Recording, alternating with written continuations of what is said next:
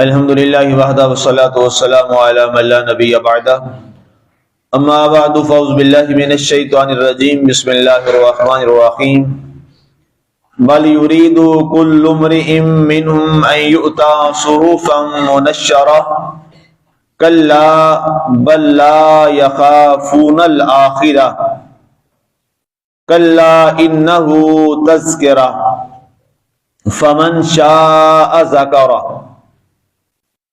بلکہ ان میں سے ہر ایک ارادہ رکھتا ہے کہ کھلے صحیفے انہیں دے دیے جائیں، ہرگز نہیں، بلکہ وہ آخرت سے ڈرتے نہیں، ہرگز نہیں، یہ تو ایک نصیحت کی بات ہے، سو جو چاہے اسی کو وہ نصیحت دے۔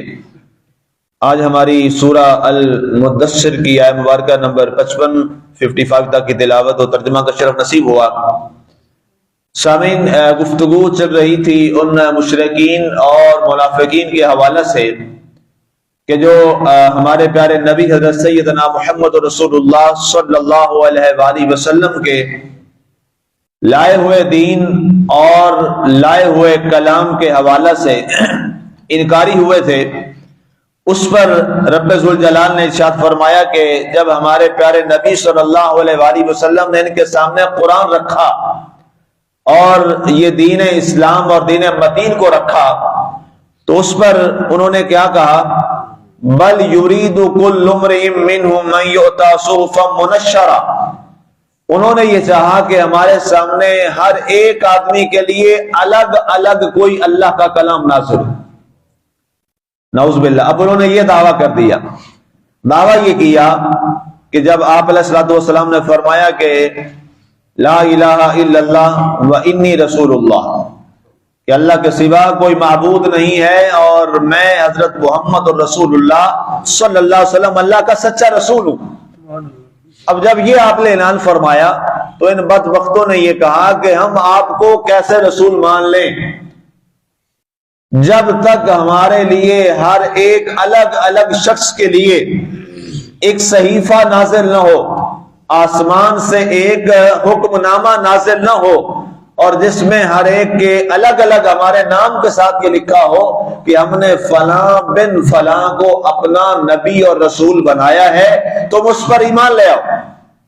نعوذ باللہ، اتنا بڑا انہوں نے جملہ بولا تو اللہ کے نبی صلی اللہ علیہ وآلہ وسلم نے فرمایا کلا، اللہ کا ظاہر ہے کلام نازل ہوتا تھا آپ پر، تو جو بھی اعتراضات اور سوالات ہوتے تھے ان کے تو ظاہر ہے ان کا جواب تو خود میرا اللہ عطا فرماتا تھا۔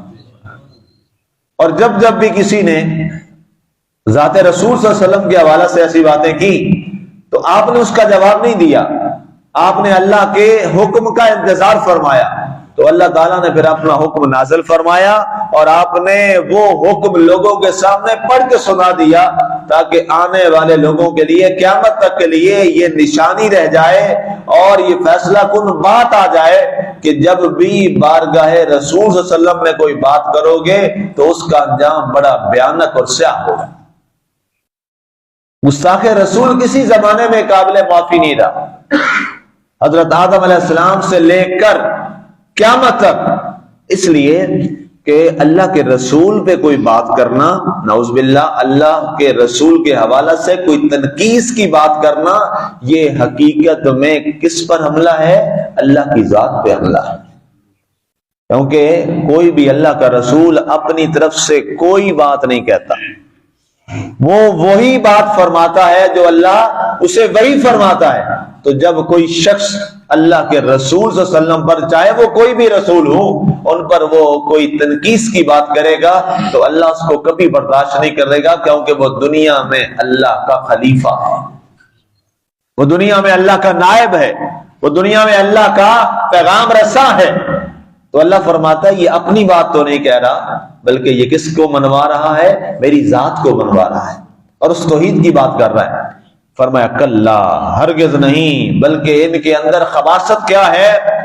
وہ شیخ سعدی رحمۃ اللہ تعالی علیہ نے لکھا ہے نا جی، خوہ مدرا بہانہ بس یار، کہ جس کی عادت غلط ہو اور نیت بری ہو نا جی تو وہ بدخو آدمی بہانہ ہی بناتا رہتا ہے، جس نے نہ مانا ہو اس کے بہانے کافی ہوتے ہیں، اور جس کی عادت اچھی ہوتی ہے وہ فوری طور پہ بات کو تسلیم کر لیتا ہے۔ تو اب یہاں چونکہ ان کے اندر خباثت تھی، ان کے اندر برائی تھی، اور منافق تھے، مشرک تھے، بل لا یخافون الآخرہ، اللہ نے فرمایا پیارے حبیب صلی اللہ علیہ وسلم یہ ایسے بدبخت لوگ ہیں انہیں آخرت کا کوئی ڈر نہیں ہے، یہ آخرت سے بے خوف ہو گئے۔ اور خدا نخواستہ اگر کوئی مسلمان آخرت سے بے خوف ہو جائے تو اسے سمجھنا چاہیے آخرت سے بے خوف ہونا یہ کافروں کی نشانی ہے۔ آخرت کا خوف دل میں پیدا کرنا یہ مومنوں کی نشانی ہے۔ مومن وہ ہوتا ہے جو ہر بات پر، ہر لمحے پر اسے آخرت یاد آتی ہے۔ حضرت سیدنا صدیق اکبر رضی اللہ تعالیٰ عنہ وہ عظیم مومن انجانے میں اگر ایک جام پانی کا یا شربت کا پی لیا، پتہ چلا یہ ناپاک اور ناجائز ہے اور کسی غلط طریقے سے ہے جو میرے حلق میں اتر گیا ہے، تو انگلیاں مار مار کے کہہ کر کے باہر نکال دیا، اور پھر رات ساری اللہ سے معافی مانگتے رہے، مولا جتنی طاقت تھی وہ تو نکال دیا، جو رہ گیا ہے اسے معاف کر دینا۔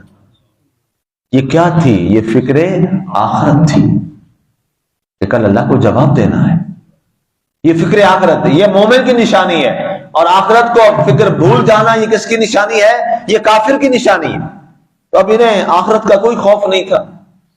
اللہ نے فرمایا کلا انہ تذکرہ، اب اس کے بعد انہوں نے یہ کہا کہ ہمیں جناب کوئی معجزات دکھائیں، اور بار بار معجزے طلب کر رہے ہیں۔ تو اللہ تعالیٰ نے فرمایا ہے پیارے حبیب صلی اللہ علیہ وسلم ان سے فرما دیجیے تم اور کیا معجزہ دیکھنا چاہتے ہو؟ ہم نے سب سے بڑا معجزہ اپنے حبیب کو عطا کر دیا ہے، تمہارے سامنے ہے تو وہ نہیں دیکھتے۔ وہ کیا سب سے بڑا معجزہ ہے؟ انہو تذکرہ، یہ قرآن حبیب کا سب سے بڑا معجزہ ہے۔ یہ قرآن جو ہے یہ آپ علیہ الصلوۃ والسلام کا سب سے بڑا معجزہ ہے۔ اگر کوئی آپ سے سوال کرے کہ جی آپ کے نبی کا معجزہ کیا ہے جو سب سے بڑا ہے، تو باقی معجزات بیان کریں گے۔ کوئی کہے گا روایت ٹھیک نہیں ہے، کوئی کہے گا کتاب ٹھیک نہیں ہے، کوئی کہے گا جناب اس کا فلان جو راوی ہے وہ اس پہ محدثین نے کلام کیا ہے، کوئی نہ کوئی عیب نکال لے گا۔ لیکن یہ قرآن جب آپ کہیں گے نا جی سب سے بڑا معجزہ ہے، اس پر پھر کون بات کر سکتا؟ اور پھر دوسری بات یاد رکھیے، یہ سب سے بڑا معجزہ کیا ہے؟ اگر باقی چیزوں کو سب سے بڑا معجزہ مان لیا جائے تو جب تک وہ نبی ظاہری طور پر حیات تھے تو وہ معجزات تھے، جب وہ دنیا سے رخصت ہو گئے وہ معجزات ختم ہو گئے۔ ظاہر ہے وہ معجزات اس کے بعد اب ظاہر نہیں ہو سکتے، لیکن آقا کریم علیہ الصلوۃ والسلام کے 1400 پونے 1500 سال بن جاتے ہیں تقریباً، یہ ملا کے جانے کے بعد بھی، ظاہری طور پر دنیا سے رخصت ہو جانے کے بعد بھی آج بھی قرآن زندہ ہے، قیامت تک زندہ ہے، اس لیے سب سے بڑا معجزہ ہے۔ یہ نہیں ہے کہ آپ دنیا سے تشریف لے گئے تو یہ بھی ختم ہو گیا، نہیں، یہ آج بھی ہے۔ اب پتہ نہیں آگے کب تک دنیا قائم ہے، ہم تو نہیں جانتے۔ جب تک دنیا قائم ہے یہ قرآن پاک اس کائنات پر موجود رہے گا، یہ کلام رہے گا۔ قیامت سے پہلے اس کو عروف کو اٹھا لیا جائے گا، ظاہر اللہ کا کلام ہے، اللہ کے یہاں تشریف لے جائے گا۔ تو یہ وہ معجزہ ہے جو سب سے بڑا معجزہ ہے ہمارے نبی صلی اللہ علیہ وآلہ وسلم کا، اس لیے کہ تذکرہ یہ نصیحت ہے، انہو تذکرہ یہ نصیحت ہے ہر ایک کے لیے۔ فمن شاء ذکرہ، اب یہ بڑا اہم جملہ ہے اور یہ آیت ہے اور بڑی ہم سب کے لیے قابل توجہ ہے۔ فمن شاء ذکرہ، پس جو چاہے وہ اس سے نصیحت لے سکتا ہے۔ اللہ نے نصیحت نامہ بھیج دیا، اللہ نے معجزہ ہمارے پاس بھیج دیا، اللہ تعالیٰ نے ہدایت کا سامان فرما دیا۔